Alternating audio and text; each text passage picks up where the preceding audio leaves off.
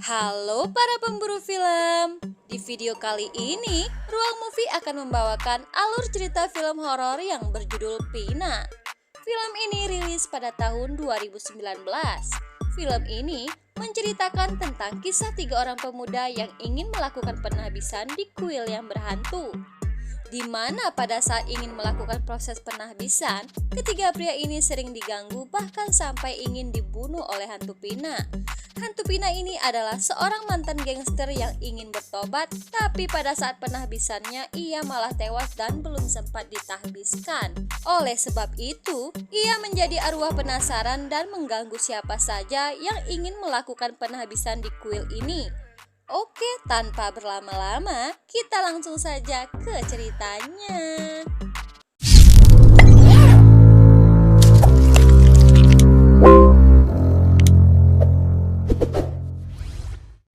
Film diawali dengan memperlihatkan seorang pria botak yang sedang berjalan di sebuah kuil. Tampak sepertinya si botak ini sangat kebingungan. Saat berada di sana, terdengar suara seperti orang sedang membaca ritual. Tapi anehnya, si botak pun langsung berlari ketakutan dan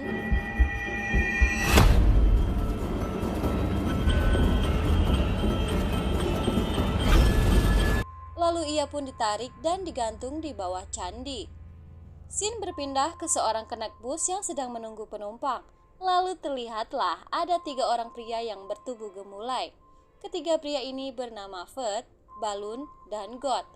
Mereka bertiga ini rencananya akan pergi liburan karena Balun baru saja menang lotre. Saat God menoleh ke belakang, ia melihat ada seorang pria tampan yang sepertinya ia kenal. Kemudian dengan agresifnya, Balun ingin mendekati pria tampan itu. Tapi ternyata pria ini adalah Nong, teman sekolahnya dulu. Singkat waktu, malam pun tiba. Karena hari ini kebetulan Nong berulang tahun, mereka bertiga pun antusias menyanyikan lagu ulang tahun untuk Nong. Supir bus yang merasa terganggu dengan suara mereka menyuruh keneknya untuk menghentikan keributan di belakang. Saat si supir melihat spion dari dalam bus, betapa kagetnya ia ketika melihat keempat sekawan tadi tak memiliki kepala alias buntung. Supir bus pun kemudian pingsan sehingga mengakibatkan bus tak terkendali. God yang terlihat panik, ia pun mencoba mengendalikan bus itu. Namun, karena insiden itu, mereka mengalami luka-luka dan God dinyatakan meninggal. Mendengar kejadian itu, ayah Nong pun datang untuk melihat keadaan Nong. Ayah Nong mengatakan kalau kecelakaan itu terjadi karena Nong yang tidak mau menepati janji ayahnya untuk ditahbiskan. Tak berselang lama, biksu tua pun datang. Ia pun bertanya siapa lagi selain Nong yang pernah berbuat janji. Balun pun mengatakan kalau ia pernah bersumpah akan ditahbiskan kalau ia memenangkan lotre. Dan Fred pun ikut masuk dalam sumpahnya. Karena mereka sudah bersumpah, biksu tua pun mengatakan kalau mereka harus memenuhi sumpahnya di tempat mereka membuatnya. Dan biksu tua pun memberikan sebuah kalung kepada Nong yang Nong akan mengetahuinya sendiri nanti. Keesokan harinya, mereka bertiga pun datang ke kuil di mana mereka pernah bersumpah.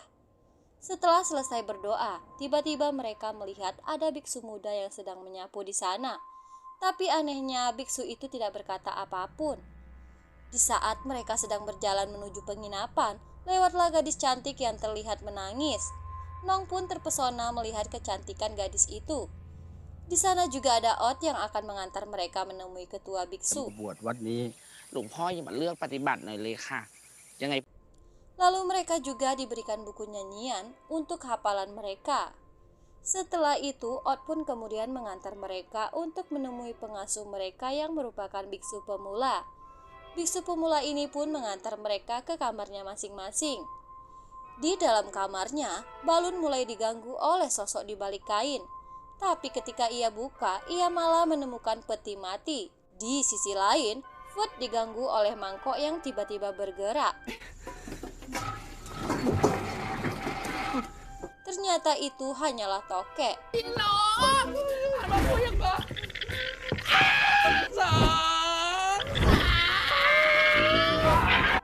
Kemudian Nong yang berada di kamarnya terlihat sedang sibuk mencari kalung pemberian biksu tua kemarin.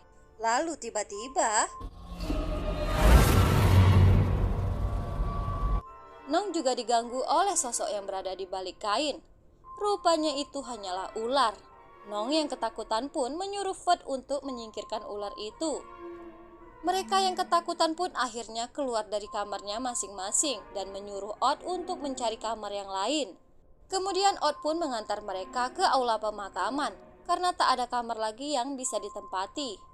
Tak berselang lama, kakek Odd datang memberitahu kalau ia mengundang biksu yang lain untuk membantu proses upacara pemakaman. Di dalam aula pemakaman terdapat jasad calon biksu yang akan dimakamkan. Yang kalau kita perhatikan itu adalah pria botak yang tewas di scene awal tadi. Rupanya pria botak itu adalah abangnya Jui. Di saat biksu ini sedang memimpin upacara pemakaman, ia mendengar sesuatu dari dalam peti. Lalu, ternyata itu hanyalah halusinasinya saja. Karena merasa tak kuat, biksu ini pun mengajak biksu yang lain pergi. Saat Fred dan Balun sedang bergibah, Jui datang dan mengatakan terima kasih kepada mereka karena sudah mau menemani jasad kakaknya malam ini. Fred dan Balun pun tahu kalau ini adalah ulah Nong. Singkat waktu, di saat Balun sedang live di sosmednya, teman online-nya mengatakan kalau ada tangan yang keluar dari dalam peti. Tapi saat Balun menoleh ke belakang, ia tak melihat apa-apa. Karena takut, ia pun menyudahi live-nya lalu mencari Fred dan Nong. Kemudian Fred pun mulai teringat kalau jasad di peti itu adalah biksu yang ditemui mereka kemarin. Saat ketakutan, mereka pun secara spontan menjatuhkan peti mati itu. Namun saat ingin meletak peti mati itu ke tempat semula, jasad itu sudah tak berada di dalam peti. Rupanya jasad itu berada di balik tirai yang berada di belakang peti. Balun yang sempat terjatuh di kaki jasad itu, ia pun melihat ada hantu yang sedang menginjak jasad itu. Tapi syukurnya ketua biksu datang.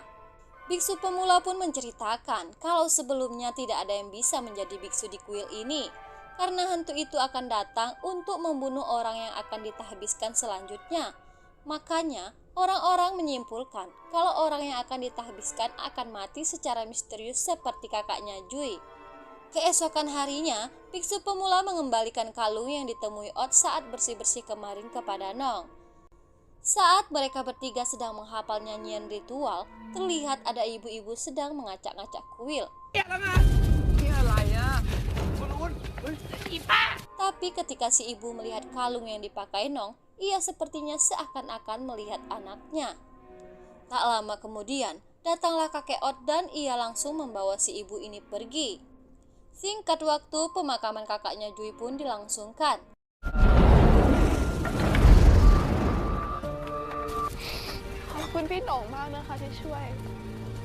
Tapi anehnya, di balik kobaran api itu Nong melihat ada hantu yang keluar dari dalam peti, sedangkan yang lain tak melihat apa-apa. Dan menurut Nong, hantu itu bukanlah arwah kakaknya Jui, karena di lengan hantu itu terdapat tato, sedangkan kakaknya Jui tak memiliki tato sama sekali. Malam pun kembali tiba.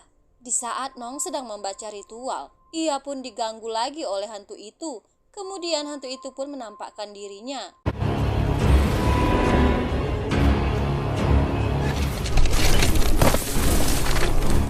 Sementara itu Balun yang saat ini sedang tidur, ia juga diganggu oleh hantu itu. Untungnya Nong dan Fred masih bisa menyelamatkan nyawa Balun. Balun pun berkata kalau hantu itu akan membunuh setiap orang yang akan menghalangi jalannya. Di sisi lain, ketua biksu yang sedang membaca doa pun didatangi oleh hantu itu. Di pagi harinya, saat biksu pemula menyambangi tempat ketua biksu, ia curiga karena ketua biksu belum terlihat dari tadi. Odd pun lalu membuka jendela dan melihat kalau ketua biksu sudah tidak bernyawa. Odd dan biksu pemula pun merasa terpukul dengan kepergian ketua biksu. Tak berselang lama, Balun pun mendapat pesan kalau pacarnya memutuskannya.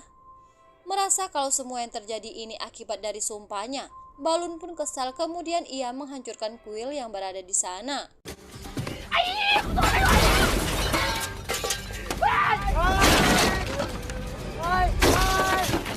Nong pun datang dan berusaha menenangkan Balun. Melihat keadaan kuil yang hancur, ibu ini pun histeris sambil menyebutkan nama anaknya. Ford pun kemudian menemukan foto ibu ini bersama seorang pria botak di sampingnya. Karena penasaran, mereka kemudian menanyakan tentang foto itu kepada kakek Ot. Kakek Ot pun bercerita kalau 7 tahun yang lalu ada seorang ibu yang bernama Pron datang ke kuil membawa anaknya Non untuk ditahbiskan. Non ini adalah mantan gangster dan sering keluar masuk penjara karena membunuh. Oleh sebab itu, Non datang ke kuil ini untuk penghapusan dosa. Tapi pada saat Non ingin ditahbiskan, tiba-tiba angin bertiup kencang dan petir menyambar candi sehingga mengakibatkan Non tewas di tempat. Si ibu yang melihat kejadian itu, ia pun merasa sangat terpukul dan menjadi gila. Setelah mendengar cerita kakek Ot, Balun pun kemudian meminta maaf kepada ibu Non dan memperbaiki kuil yang telah dirusaknya. Lalu, Nong juga mengembalikan kalung yang diberikan biksu tua kemarin karena itu adalah kalung milik Non. Karena merasa semua masalah sudah selesai, mereka pun akhirnya beristirahat di aula. Namun saat sedang asik ngobrol, Balun pun mulai dirasuki hantu Non. Tak lama setelah itu, datanglah Ot dan biksu pemula.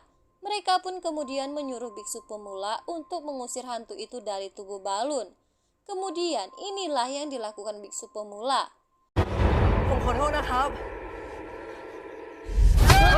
Agar merasa aman, Balun pun kemudian diikat.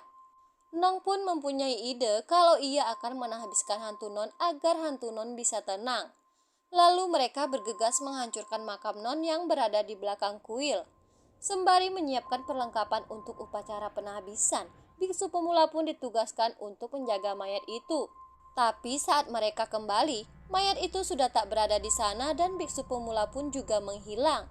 Rupa-rupanya biksu pemula sudah dibawa oleh hantu Non. Nong yang melihat itu, ia pun melakukan penawaran untuk menahbiskan hantu Non. Mendengar akan hal itu, hantu Non pun setuju dan melepaskan biksu pemula. Saat sedang menyiapkan perlengkapan untuk penahbisan hantu Non, ternyata jubahnya tak ada di sana. Untungnya di saat itu juga, ibu Non datang dan memberikan jubahnya. Karena biksu pemula merupakan biksu baru dan belum bisa menahbiskan seseorang, ia pun menghubungi biksu lain untuk menahbiskan hantu Non. Tapi di saat proses penahbisan berlangsung, biksu ini berkata kalau hantu tidak bisa ditahbiskan. Mendengar itu, hantu Non pun marah dan mulai mencekik Non. Ibu Non yang melihat itu, ia pun tak tega dan mulai mengikhlaskan kepergian anaknya. Akhirnya hantu Non pun bisa pergi dengan tenang. Di scene akhir, kita akan diperlihatkan Balun, Ford, dan Nong yang telah selesai melakukan proses penahbisan. Dan film pun selesai. Oke, sekian dulu pembahasan dari Mimin kali ini. Jangan bosan untuk melihat alur cerita dari Ruang Movie selanjutnya. Dan jika ada salah-salah kata, Mimin minta maaf ya. Bye-bye.